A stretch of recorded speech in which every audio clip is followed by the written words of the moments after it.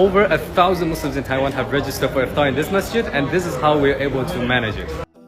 Tayvandakı mindən çox müsəlman iftar üçün bu məsciddən qeydiyyatdan keçib və biz bunun öhdəsindən belə gəlirik.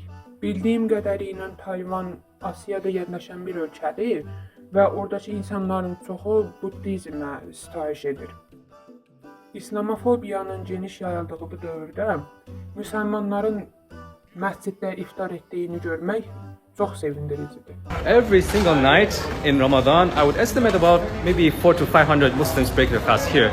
Ramazanın hər bir gecəsi təxminimcə bəlkə də 4 və ya 500-ə yaxın müsəlman orucunu burada açır. Mənim fikrimcə Ramazan birlik ayıdır.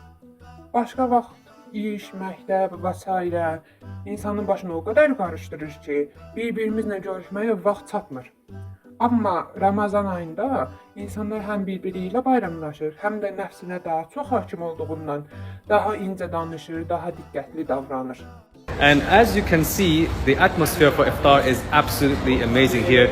Və gördüyünüz kimi, buradakı iftar hava-havası sözün əsl mənasında möhtəşəmdir.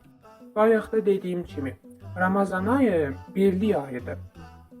O qədər vaxt ac qalandan sonra yemək yemək, xüsusilə ailəndən, sevdiklərindən, yaxınlarından yemək yemək insanı iki qat xoşbəxt edir.